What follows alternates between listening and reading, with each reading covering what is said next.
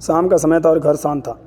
सीमा कई महीने बाद घर आई थी। माँ रसोई में काम कर रही थी और अमित दरवाजे पर खड़ा था। उसने धीरे से पूछा, कैसी हो दीदी?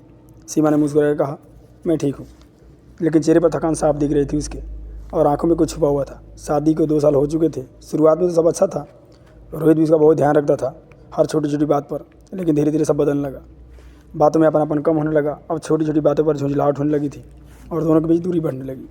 सीमा सब कुछ अब सह रही थी कि वो जानती थी कि एक दिन सब कुछ ठीक हो जाएगा और समय के साथ सब संभल जाएगा। उस रात वो छत पर अकेली बैठी थी।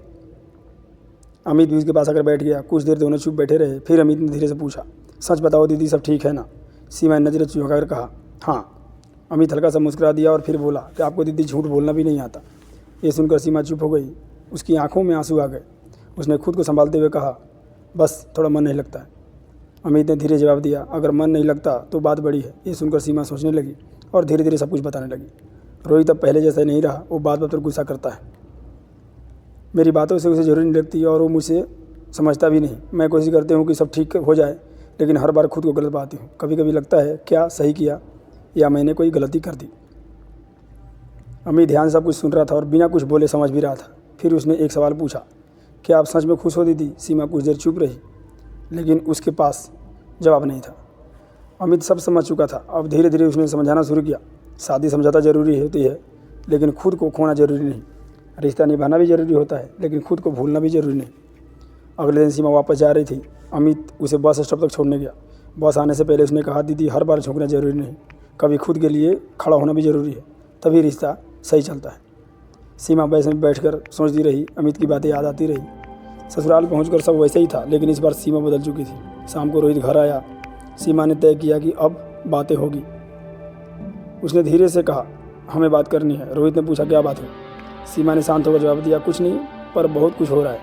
हम दोनों एक दूसरे को समझ नहीं रहे हैं और इसी से हमारे बीच की दूरी बढ़ती जा रही। रोहित पहली बार चुप हो गया और उसकी बात ध्यान से सुनने लगा। सीमा ने हिम्मत करके सब कह दिया जो वो इतने साल से महसूस कर रही थी। कमरे में फिर खामोशी छा गई, लेकिन इस बार शुरुआत हो चुकी थी। सुबह की हल्की धूप कमरे में फैल रही थी। सीमा रसोई में चाय बना रही थी। रोहित ऑफिस के लिए तैयार हो रहा था, लेकिन आज वो शांत लग रहा था। सीमा ने धीरे से कहा, जल्दी आना। रोहित बोला, हाँ मैं कोशिश करूँगा। अब दोनों के बीच दूरी कम हो रही थी और बातें पहले से ज़्यादा होने लगी थी। कभी साथ बैठकर चाय पी लेते, कभी यूँ ही बातें करने लगते। छोटी छोटी बातें मायने रखने लगी थी और रिश्ता धीरे धीरे संभल रहा था। लेकिन ज़िंदगी हमेशा एक जैसी नहीं रहती और अचानक समय बदल भी जाता है। एक दिन रोहित की नौकरी चली गई और सब कुछ एकदम बदल गया। वो घर देर से आया और चुप था। सीमा ने पूछा, क्या हुआ? रोहित ने धीरे जवाब दिया। कमरे में सन्नाटा छा गया। सीमा ने कुछ नहीं कहा और पास बैठी। उसने कहा कि हम मिलकर संभाल लेंगे। रोहित को पहली बार सच्चा साथी मिला और उसने अपनी गलती समझ आई। दिन बीतते गए और मुश्किल बढ़ी। नौकरी ढूंढना आसान नहीं था। रात को उसे दिल की बात बताई। उसने कहा, मुझे डर लग रहा है। सीमा ने उसका हाथ पकड़ लिया और कहा, तुम अकेली नहीं हो। उसी समय अमित का फ़ोन आया। उसे मदद की बात बताई। रोहित पहले थोड़ा झिझक गया, फिर उसने हाँ कर दी। शुरुआत छोटी थी लेकिन सच्ची थी। धीरे धीरे काम बढ़ने लगा। रोहित का भरोसा वापस आने लगा।